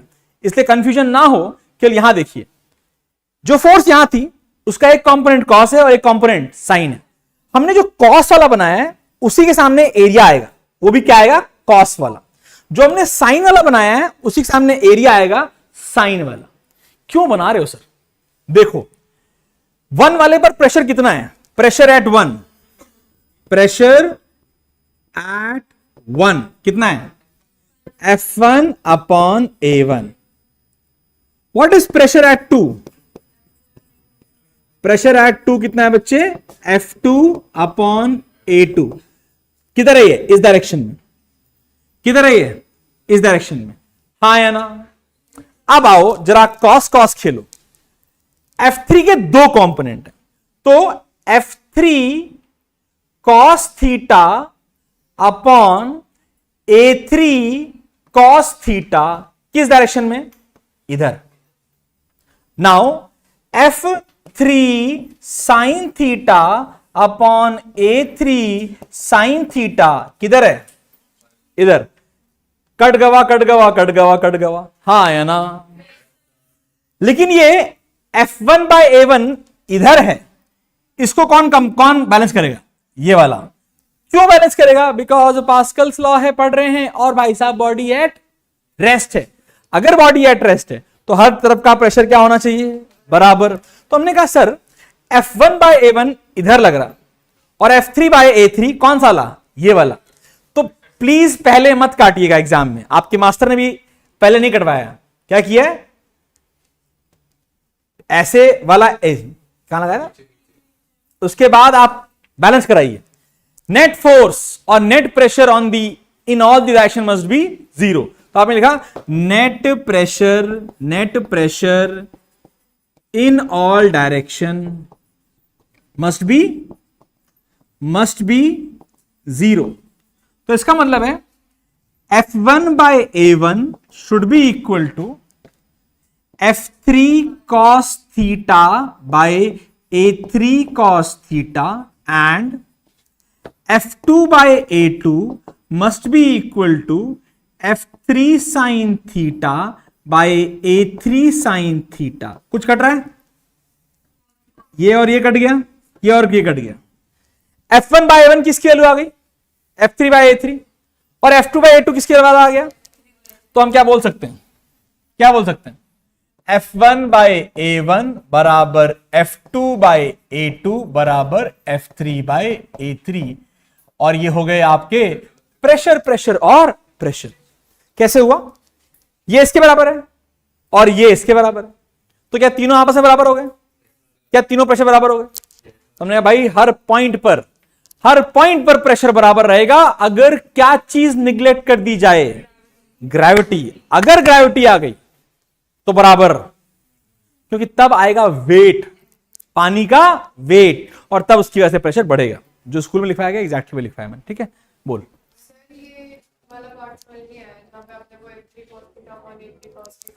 ये वाला नहीं है. देख मेरी बात सुनिए ध्यान से.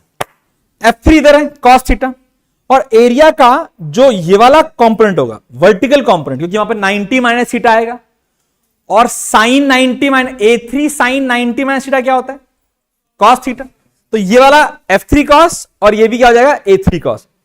F3 और A3 cos हो गए. F3 इधर लग रहा है, A3 इधर लग रहा है, तो कितना हो गया? परपेंडिकुलर आ गया. तो प्रेशर कितना आ गया? F3 cos थीटा बाय ये आ रहा है vertical component A3 sine 90 minus theta A3 cos theta, और ये क्या हो गया? प्रेशर बन गया.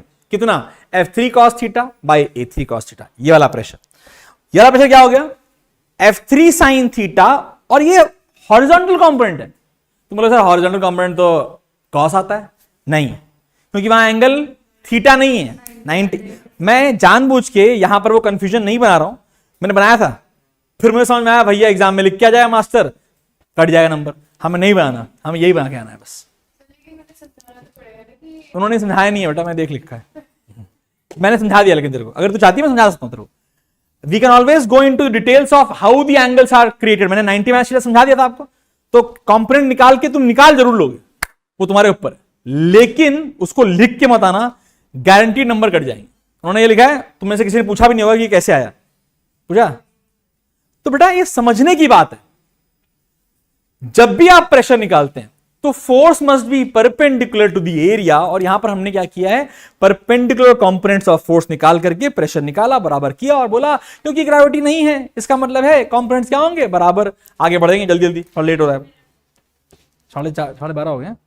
ऑनलाइन कोई नहीं है, सभी ऑनलाइन है, मतलब जो पूरी जनता ऑनलाइन, बहुत लोग हैं वैसे ऑनलाइन। गुड, चले बच्चे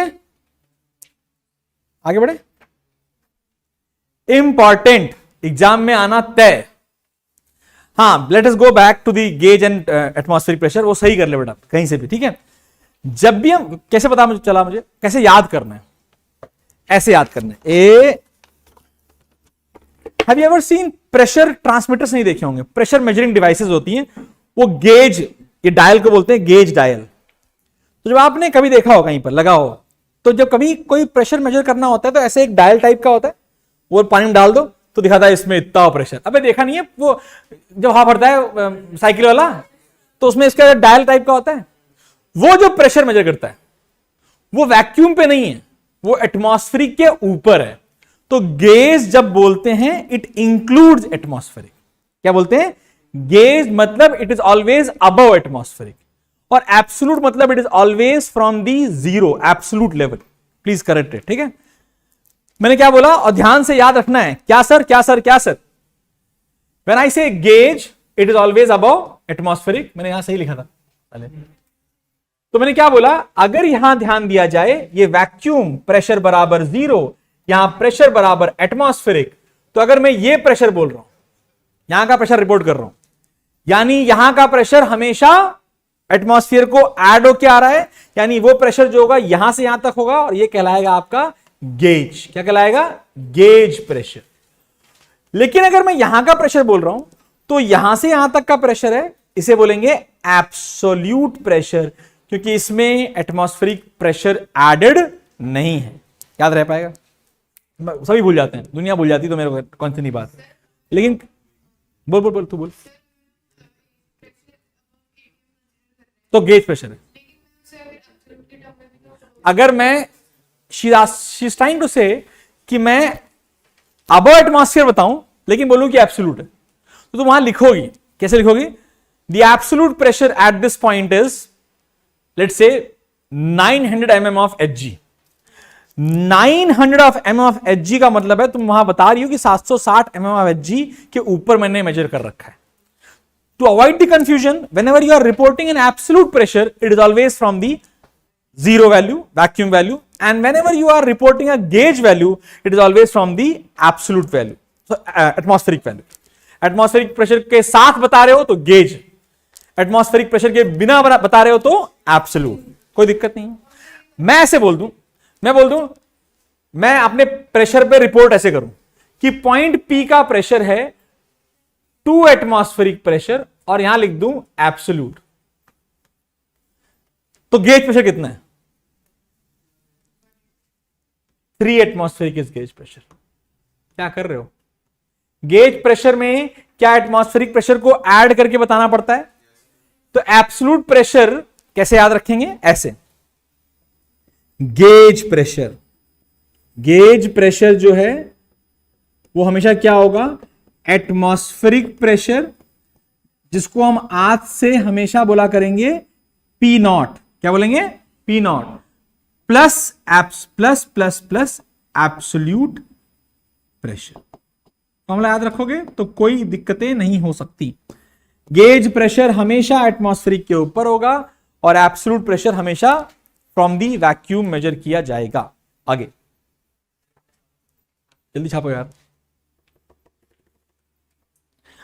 अब हम क्या करेंगे, जो नेक्स्ट हम आगे बढ़ेंगे, प्रेशर हमारा हो गया, अब हम आते हैं, प्रेशर की कहानी हो गई, अब हम प्रेशर को मेजर करना सीखते हैं। हटा दूं,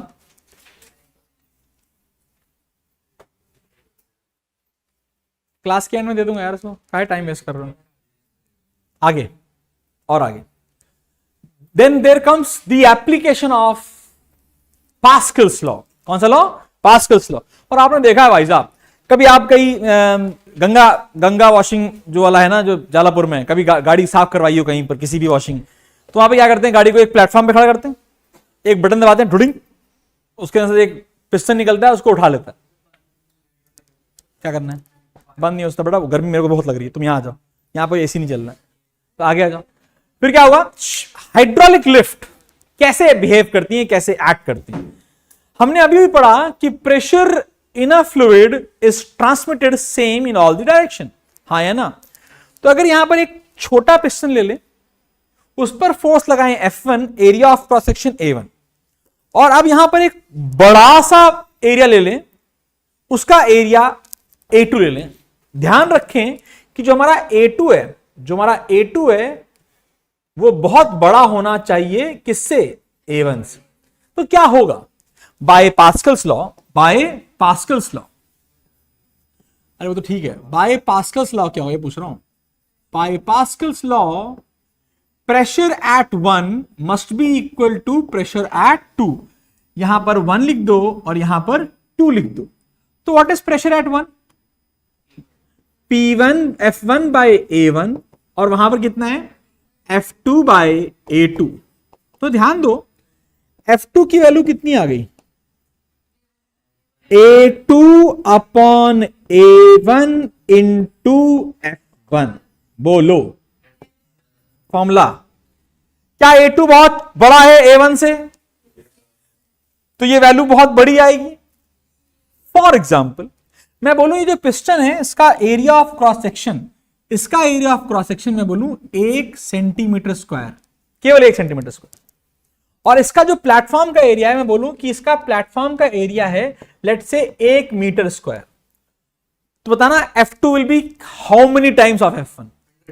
देखते हैं। लेट से F2 will be A2 is 1, लेकिन मेरे बच्चे A1 इज 1 सेंटीमीटर। 1 सेंटीमीटर का मतलब है 1/100 मीटर स्क्वायर इंटू F1। तो F2 कितना आ गया?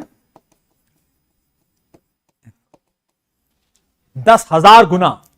10,000 गुना मतलब अगर मुझे कार को लिफ्ट करना है तो मैं कुछ ऐसा बना दूं तो मुझे 1 न्यूटन फोर्स लगानी पड़ेगी, मुझे पास 10,000 न्यूटन फोर्स डेवलप हो जाएगी। Even though pressure is same but force has been multiplied by factor of the area का ratio. Important, very very important application. They will ask you what is the draw a pictorial diagram of hydraulic lift. आपको बनाना आना चाहिए फटाफट, है ना difficult? छी, अगर ये छी है तो इस पर एक क्वेश्चन लिख लेते हैं, करते हैं क्वेश्चन, क्या लगता है? चलिए करिए क्वेश्चन। क्या मेरी किया सेल्टोस कार है, इसका वेट इतना है, एग्जैक्ट वेट लिखा है यहां पर, बिना इंसानों के इसका वेट इतना ही है। The same is required to be lifted for washing. The platform in which the car is placed is circular plate of diameter so and so. Find the force required to raise the car using a hydraulic lift having smaller cylinder. Diameter कितना है? 50 centimetre. हाँ या ना? Try कीजिए solve करने का। हाँ भाई, कोई क्वेरी यहां पर किसी के पास है तो बताओ।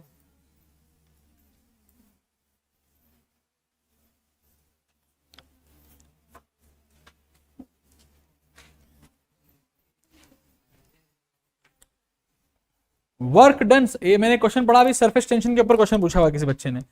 बेटा उसको बाद में कर पाएंगे, अभी नहीं कर पाएंगे, लेकिन सिंपल है कहानी। जब आप सरफेस टेंशन पढ़ोगे तो आप उसमें केवल और केवल डेफिनेशंस पढ़ोगे। ले भाई डायग्राम आया तो बैठ गया, ये इनको इसका आर्टिस्ट जाग गया है। क्या समझ नहीं आया बेटा बताओ? चलिए हटाऊं, क्वेश्चन लिखो यार फटाफट। और क्वेश्चन लिखने की जरूरत नहीं है, सीधा आंसर निकालो।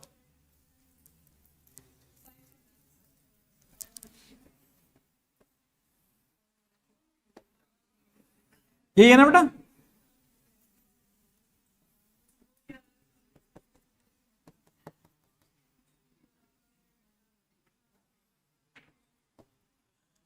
ध्यान दीजिए, what is the weight of the car? निकालना पड़ेगा। कितना है weight? 1350 into 10 is the weight of the car. 1350 into 10 is the weight of the car in newtons. हाँ या ना? आपको लगानी है फोर्स। हमने कहा लो बेटा फोर्स F1 है, इसका एरिया A1 है, ये फोर्स चाहिए इतनी, एरिया है आपका A2। लगाओ कहानी। F1 बाय A1 बराबर F2 बाय A2। बोलो बच्चों, F1 सर निकालना है sir, A1 bye A2 into F2 बोलो बच्चे, A1 कितना है भाई? सिलिंड्रिकल सर्कुलर प्लेटफॉर्म है तो पाई आर स्क्वायर। डायमीटर दिया है, ये भी ध्यान दीजिए, गलती ना हो जाए भाई साहब, लेकिन फर्क नहीं पड़ने वाला। तो भाई साहब आइए, तो A1 इज छोटा, तो पाई 25 इंटू 10⁻⁻² का square, pi r square. Centimetre को किस में कन्वर्ट करना ना भूले, मीटर में, अपॉन पाई 2 है ना, 2 इंटू का स्क्वायर, तो ये हो गया। और फोर्स कितनी चाहिए? 13500। सॉल्व करेंगे इसको फटाफट। 25 का स्क्वायर 625 इंटू 10⁻⁻4 इंटू 13500 अपॉन 4, कितना आया बताओ? फोर्स कितनी आई?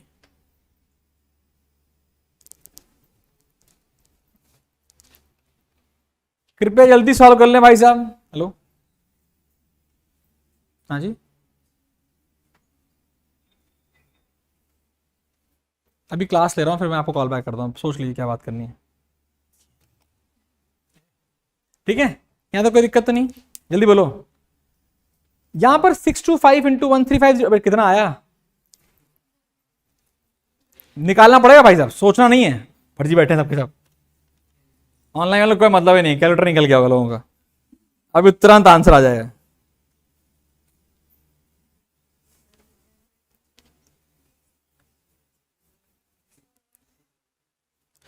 $210.9 कितना आया? 210.9 न्यूटन। बस 210.9 न्यूटन होता कितना है? 21 केजी का वेट, केवल 21 केजी का वेट। मतलब अगर मैं तो क्या ही बहुत बड़ा हूं, मतलब किसी मान लो कहां गया श्रेया ही नहीं, उसको खड़ा कर दो भाई साहब, तो पूरी गाड़ी उड़ जाएगी, क्योंकि 21 केजी का weight is now balancing 1350 KG का मास। हाँ या ना? अच्छा क्वेश्चन है, बकवास क्वेश्चन है, आएगा एग्जाम में। ना ना ना, प्लीज नोट, ऐसा नहीं होगा कि जितना वो ऊपर जाएगा उतना ही ऊपर, ये ऐसी कोई कहानी नहीं है। फोर्स बराबर, अब वो तुमने कितना उसके अंदर अलाउ कर रखा है प्ले, उसके हिसाब से मूव करेगा। चलो आगे बढ़ते हैं, थोड़ा फास्ट करिए, अभी बहुत बचा है बेटा। 1 बजे है क्लास और नीचे होगा टेस्ट, 9th वाले ना तुम लोग, फर्जी। नेक्स्ट आइए, then comes the concept of hydraulic brakes. भैया आज की डेट में हर एक के पास हाइड्रोलिक ब्रेक है लिखा। कुछ समय पहले, कुछ साल पहले, जब नई नई एम्बेसडर आई थी, उसके पीछे लिखा था हाइड्रोलिक ब्रेक है। पहले, उसके पहले वो कौन से ब्रेक होते थे भाई साहब? ये स्प्रिंग वाले। उसके बहुत पहले जब नया नया हाइड्रोलिक ब्रेक आया, तो कार्स ने पीछे लिखना चालू किया हाइड्रोलिक ब्रेक है भाई साहब। जैसे आज की डेट में कहते हैं पावर स्टीयरिंग है भाई साहब, बोलते हैं ना कई लोग। लेकिन हाइड्रोलिक ब्रेक्स क्यों बड़े जबरदस्त हुए बेटा? क्योंकि क्या होता है, जब हम बड़ी बड़ी गाड़ियों की बात करते हैं, मोमेंट ऑफ इनर्शिया ज्यादा है, तो क्योंकि इनर्शिया ज्यादा है तो उनको ब्रेक लगाकर रोकना भी क्या होगा? मुश्किल हो। तो क्या होता है बेटा, अब हमारे पास ऐसा नहीं है कि हमारे बस रोक रहे हैं तो पूरा घुस ही गए बस के अंदर ब्रेक मारते हुए। हमारे पास पावर ब्रेक्स अवेलेबल हैं, which is working on the principle of hydraulic breaks. होता क्या है, सुनिए ध्यान से। एक छोटा सा पिस्टन होता है आपके पैडल के पास, इसको बनाने की जरूरत नहीं है, क्लास के बाद बनाइएगा।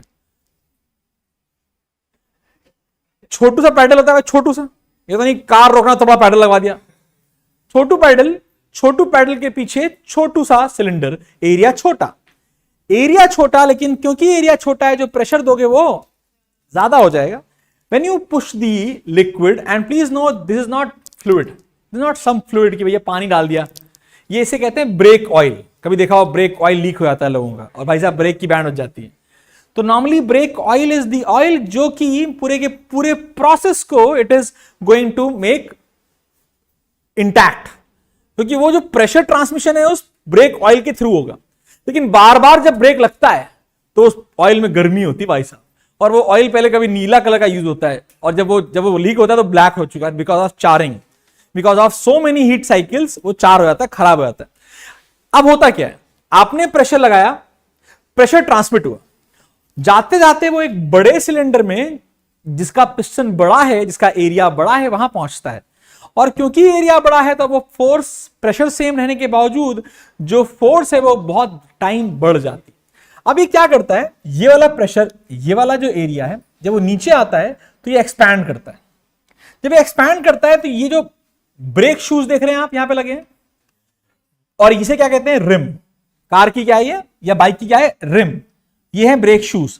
तो ये जब ये नीचे आएगा तो ये एक्सपैंड करेगा, एक्सपैंड करेगा तो हॉर्स शूज जो हैं वो जाकर के कहां लगेंगे, रिम पर, और रिम पर लगेंगे तो रिम को क्या देंगे, ब्रेक्स। जो साइकिल में हो रहा है वो बाहर से रिम को रोकेंगे, अंदर से एक्सपैंड करेंगे उन्हें, अंदर से रिम को रोकेंगे। रिम को रोक दिया भाई साहब, कार रुक गई, पैडल ब्रेक हटा दिया, लेकिन कार रुकी हुई है।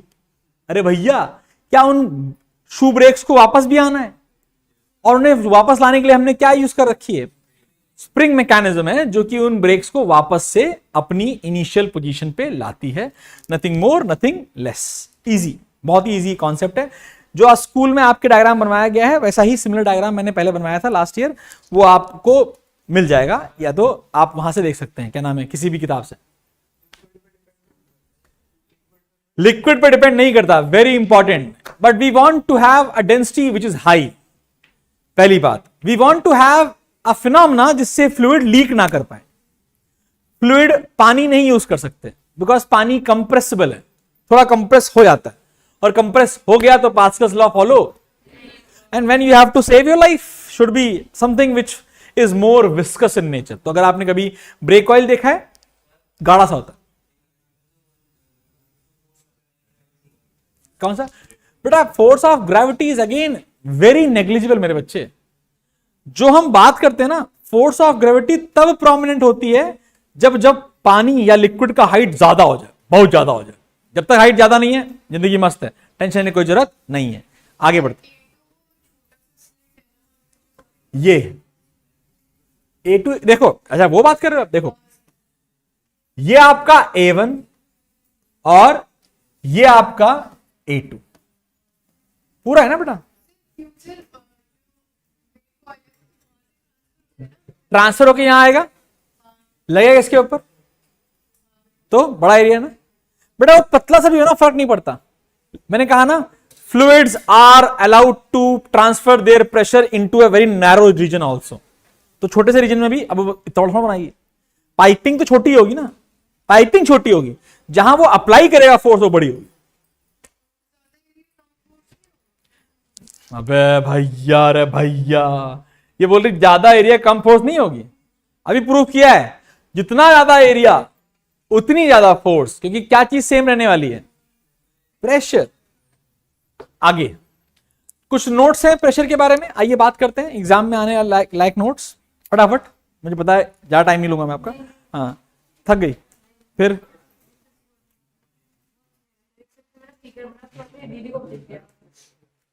तूने पहले क्या बोला वो मैं बात बताना।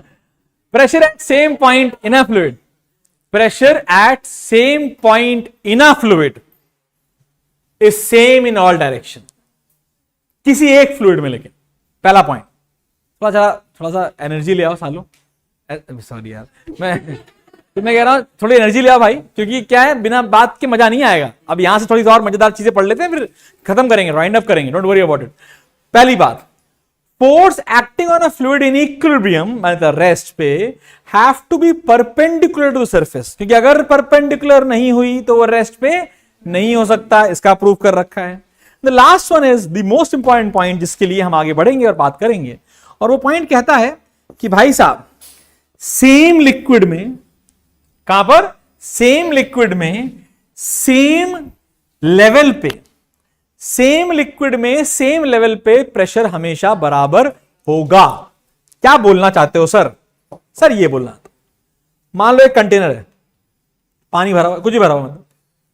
अब हमने क्या किया, कुछ पॉइंट्स लिए, हमने ले बेटा पॉइंट नंबर 1 है बेटा, ये 1 है, ये 2 है, दोनों सेम हॉरिजॉन्टल लेवल पे हैं। अगर वो सेम हॉरिजॉन्टल लेवल पे हैं तो प्रेशर हमेशा बराबर हो, याद रह पाएगा। लेकिन अगर ये पॉइंट नंबर 3 है जो कि सेम हॉरिजॉन्टल लेवल पे, तो pressure at 3 will be more than pressure at 1, and now we are not applying Pascal's law. My dear, Pascal's law में प्रेशर हर जगह बराबर होता है, लेकिन अब हम ग्रेविटेशनल इफेक्ट को भी कंसीडर करना चालू करेंगे और तब बोलेंगे कि हां, जब ग्रेविटेशनल इफेक्ट आता है तो केवल एक हॉरिजॉन्टल लेवल पे प्रेशर बराबर होगा। ऊपर नीचे प्रेशर, ऊपर कम नीचे ज्यादा, ऊपर कम नीचे ज्यादा। आखिर ऐसा क्यों? उसके लिए हम एक क्या करेंगे, एक मस्त सा डेरिवेशन करेंगे जो आपके स्कूल में भी कराया गया है, जो आपके एग्जाम में आएगा। और इसको ध्यान से सुनिए, pressure due to a liquid column, due to a liquid column below it surface क्या होता है, इसका एक बहुत जोरदार डेरिवेशन है और बहुत जोरदार सिंपल डेरिवेशन है। आओ सीखते हैं। हमने कहा एक कंटेनर और ये फ्री सरफेस, ये क्या है बच्चे मेरी, फ्री सरफेस, और मैंने यहां पर एक कंटेनर टाइप का अज्यूम कर लिया है। इधर का एरिया है A और इधर का भी एरिया क्या है, A। इधर जो फोर्स है वो F1 है, इधर जो फोर्स है वो F2 है। कोई दिक्कत तो नहीं है। और इसकी हाइट हमने अज्यूम कर ली है small h। Density of the liquid is rho. Density कितनी है, रो। हमें यह प्रूव करना है कि the difference in the pressure between 1 and 2 is rho g h. आओ समझो कैसे करना है। हमने कहा FBD जानते हैं सर, हम क्या जानते हैं सर, हम FBD। सर यार अब बिना FBD पढ़ाए ये डेरिवेशन करा दिया गया। ध्यान दीजिए, पहले हमने इस पर्टिकुलर वॉल्यूम को पकड़ लिया, हमने पूछा भाई वॉल्यूम कितना है, तेरा मास कितना है भाई, इस येलो येलो लिक्विड का मास कितना है भाई। तो मास का फॉर्मूला क्या होता है, mass of liquid in consideration. What is the मास का फॉर्मूला? मास का फॉर्मूला होता है डेंसिटी इनटू वॉल्यूम। होता है क्या? वॉल्यूम कितना है मेरे बच्चे, एरिया इनटू एच। क्या ये मास हो गया कि नहीं हो गया? तो मेरे बच्चे वेट कितना हो गया, mg मतलब रो जी एच ए। आ गया बे? नहीं आया। Obviously system is still at rest. ये पानी का बुलबुला ये जो भी है ऊपर नीचे तो नहीं हो रहा। तो जरा FBD ना, तो FBD। हाँ भाई FBD सर का करते हो सर, FBD तो पता ही नहीं गई है। कोई बात नहीं। क्या इधर एक फोर्स है, क्या इधर एक फोर्स है, क्या नीचे एक और mg भी है, भूल मत जाना। तो बताओ क्या ये सिस्टम रेस्ट पे, नेट? अबे हाँ यार सिस्टम रेस्ट पे भाई, क्या बात कर रहे हो, पानी कहां भाग रहा है, ग्लास में रखा भाग गया था। तो बताओ कौन किसको बैलेंस कर रहे हैं? नेट नीचे वाली फोर्स और नेट ऊपर वाली फोर्सेस बराबर होनी चाहिए, यानी F2 equals to F1 plus mg। नहीं आया। F2 minus F1 is mg। नहीं आया। रो जी एच ए, क्या F2 minus F1 is rho g h A, यहां निकाला रखा है भाई साहब। हमने इस एक बोला अब इधर आओ, तुम कृपया नीचे आओ। नहीं लो, आ जाते सर। तो सर जी हम F2 बाय ए हो गए और सर हम F1 बाय ए हो गए। हमने ठीक है, मान गए यार आपकी बात, कौन सी दिक्कत है भाई साहब। तो what is F2 by A? P2। What is F1 by A? P1। That is equal to rho g h. बोलो बोलो बोलो, सारे बोलो, जोर से बोलो, सारे बोलो, जय माता दी। अब आ गया ना? हमने अगर P2 माइनस P1 रो जी एच के बराबर आ गया यार। अगर ये फ्लूइड एकदम सरफेस पे होता तो F1 कितना होता? 0, बिकॉज वो F1 लगा कौन रहा है, ये सारे साले पगले लोग इस पर फोर्स लगा रहे हैं। अगर हम बात करते कि F1 ना होता, यानी जो हमने पानी लिया था वो एकदम सरफेस से लिया होता, तो F1 कितना होता? 0। तो प्रेशर कितना आता? रो जी एच आता। तो यहां पर कमेंट करेंगे, तुम लोग लिखना बाद में, अभी नहीं। If the point is h depth below, pressure is rho g h. Pressure कितना है? Rho g h. जल्दी करो, करो मत, समझ में आ गया? आगे बढ़ जाऊं सबको। प्रेशर का मामला रो जी एच रो जी एच रो जी एच, जहां एच मेजर की जाती है सरफेस से। कहां से? सरफेस से। आगे प्रेशर अभी तो हो गया, इतने सारे क्वेश्चन नहीं कह रहा मैं। अब आया हाइड्रोस्टैटिक पैराडॉक्स। यो का है सर, यहां पर एक सिस्टम बनाया गया, किसी में कम पानी, किसी में ज्यादा पानी, किसी में बहुत कम पानी, हाँ या ना। सबकी हाइट एच है, कितनी है? यहां पर एक पॉइंट है, पॉइंट नंबर ए नहीं 1, यहां पर एक पॉइंट है पॉइंट नंबर 2, यहां पर एक पॉइंट है पॉइंट नंबर 3, यहां पर एक पॉइंट है पॉइंट नंबर 4। किस पॉइंट पर प्रेशर बराबर है, ज्यादा है? सब पे बराबर। बिकॉज फॉर्मूला ऑफ प्रेशर में कहीं पर भी एरिया ऑफ क्रॉस सेक्शन आता, केवल क्या आता है? रो जी एच, यानी the pressure is same because हर एक का एच क्या है? सेम। आ गया। लेकिन देख कैसा, किसी में कम पानी, किसी में ज्यादा पानी, एक और अच्छा सा बनाया होता है, ये तो कम लग रहा है, और इतना फैला के बनाया था भाई साहब, लेकिन सबका प्रेशर फिर भी सेम रहता, because the formula has no concept of area. इसका एक बहुत जोरदार याद रखिएगा, ये फॉर्मूला हमेशा बनाइएगा जो मैं बनाने जा रहा हूं आपके सामने।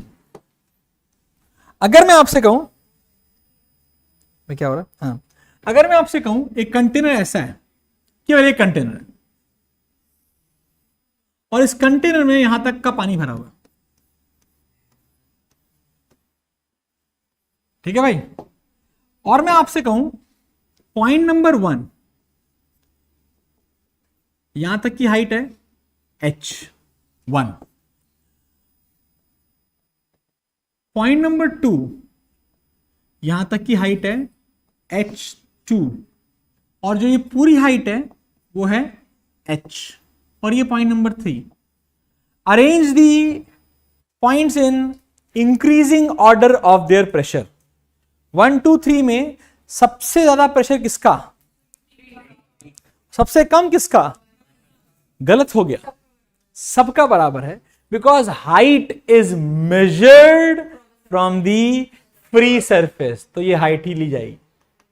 तो सर यहां तो पानी है ही नहीं, उससे फर्क नहीं पड़ता, उससे फर्क नहीं पड़ता, बिकॉज शेप पे कोई फर्क नहीं पड़ने वाला है, तो हर बार प्रेशर की वैल्यू रो जी एच आती है। दिखाई दे रहा ना गड़बड़? तुम्हें दिमाग लग रहा है यार यहां पर तो हाइट इतना ही है, तो मैं चिल्ला चिल्ला के बोल चुका हूं, हाइट कहां से मेजर करनी है? Free surface. उसके ऊपर पानी हो या ना हो, कहीं पर भी कनेक्शन में पानी है तो वो प्रेशर लगा देगा। यही खास बात होती है फ्लूइड्स की, याद रह पाएगा, important. Pressure at all the points 1 2 and 3 बराबर। ऑनलाइन वालों भी बाय बाय, सबको डाटा बाय बाय, मिलते हैं यार। अगर आप अगले सेशन में आना चाहते हैं तो कृपया सब्सक्राइब जरूर कर लीजिएगा, ठीक है? बाय बच्चे।